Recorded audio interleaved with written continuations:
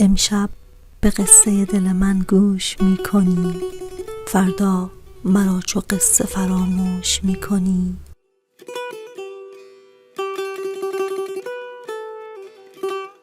این دور همیشه در صدف روزگار نیست، می گویمت ولی تو کجا گوش می کنی؟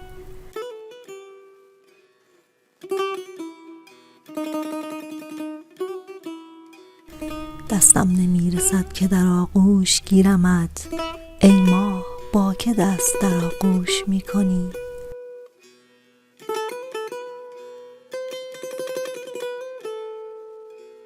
در ساغر تو چیست که با جرعه نخست هوشیار و مست را همه مدهوش می کنی؟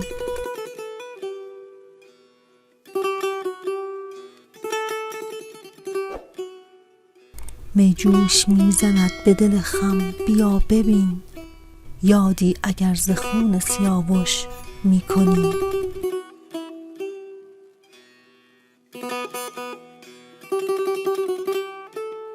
گر گوش می کنی سخنی خوش بگویمت، بهتر ز گوهری که تو در گوش می کنی.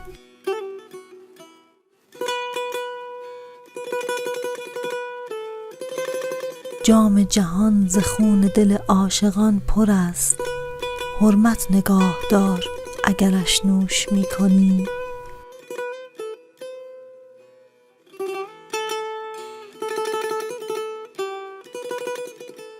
سایه چو شمع شعله درافکنده ای به جمع، زین داستان که با لب خاموش می کنی.